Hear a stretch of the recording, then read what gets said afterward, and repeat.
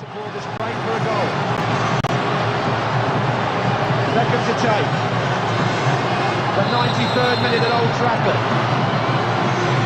Beckham! Yes! He's done it! David Beckham! Fantastic!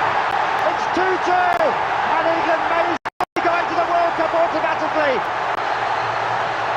It's a fantastic ending to a very, very poor performance. He is a lucky manager and he deserves the goal because Beckham has virtually played Greece on his own. What a curler!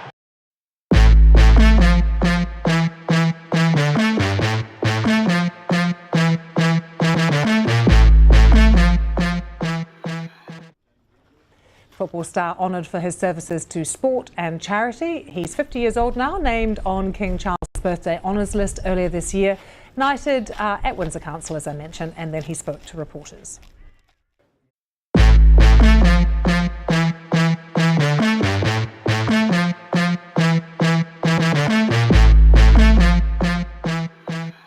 Good chat in there. We did.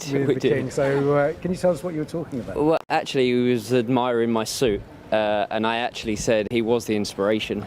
Funnily enough, I looked at old pictures of him in his younger years, and because I know how elegant he dresses, and I just thought it was quite important for me to get it right. And my wife made the suit, so I was very lucky. Many, many congratulations. I have to ask what the 14-year-old lad who signed for Man U would make of all of this. Oh my goodness. I've held it together up until now, so that question's quite a difficult one. But I think that, you know, being an East London boy, you know, growing up in Leytonstone, moving to Manchester and now stood here at Windsor Castle with His Majesty the King, giving me a knighthood is something that I could never have imagined happening to me. You know, my dream as a young boy was always to become a professional footballer, play for Manchester United and represent my country, and luckily enough I got to do that. But you know, everything else that has come with, you know, my career and what I've done, and obviously the philanthropic work that I do, you know, I think that that's what's special about today. It's not just because of my sport, it's because of the philanthropic work that I've done from a very early age. I think I was talking about it last night with my parents, that I think I started, you know, charity work when I was 15, 16 at Manchester United, and then obviously went on to, you know, become UNICEF ambassador and working for the Royal Foundation and, you know, the King's Foundation and Malaria No More and the Armed Forces. So, you know, I've been very lucky to work for very important charities around the world. And you know, I think one of the things that I recognised when I was very young is, you know, because I had a successful career, I was able to implement change with the things that I said and the things that I got involved in. And I think that's why the charity work that I do is so important to me. But you know, the 14-year-old boy from East London standing here in the castle with His Majesty the King, it's a very proud moment for me and my family.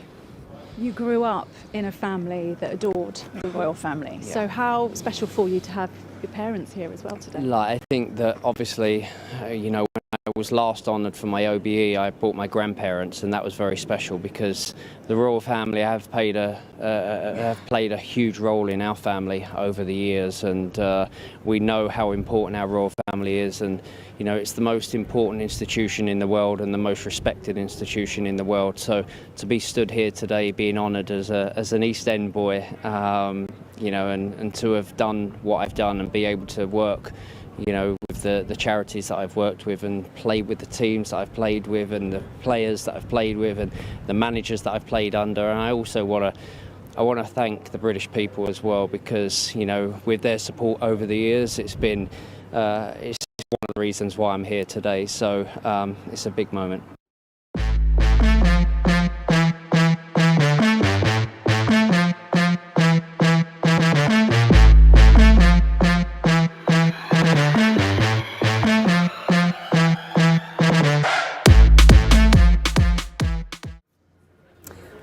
Hugely emotional. You can hear it really in what he was saying.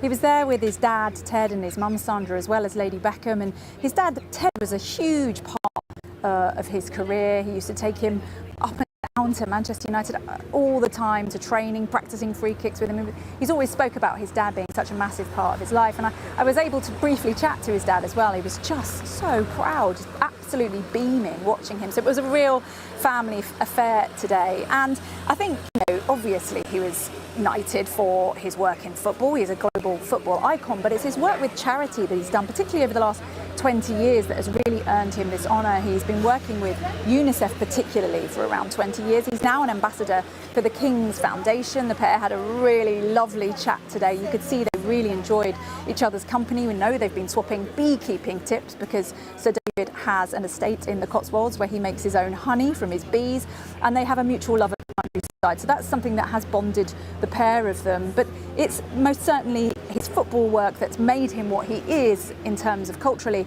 but it's his work with charities that has elevated him to this status today that he is really so proud of. What then is his status within the game now, Natalie? I mean, he did talk a lot about his charity work, and that has been the focus today. But within the world of football, where does he stand at the moment? Well, of course, he's played for some absolutely huge, iconic teams: Manchester United, Real Madrid, PSG, Paris Saint-Germain, where he ended his career at the age of 38 in 2013. So we still think of Beckham, Sir David Beckham, as the person who made that amazing but shot from the halfway line for Manchester United. We think of him as well as some iconic moments, the free kick that saved England when they were playing Greece and all of those things. But it has been a long time since he retired, and since then he's done a lot of philanthropy, as we've spoken about, but he's also the co-owner of 2 football clubs, one of them Inter Miami, have a huge game at the weekend in the MLS playoffs, and no doubt. Beckham to take. The 93rd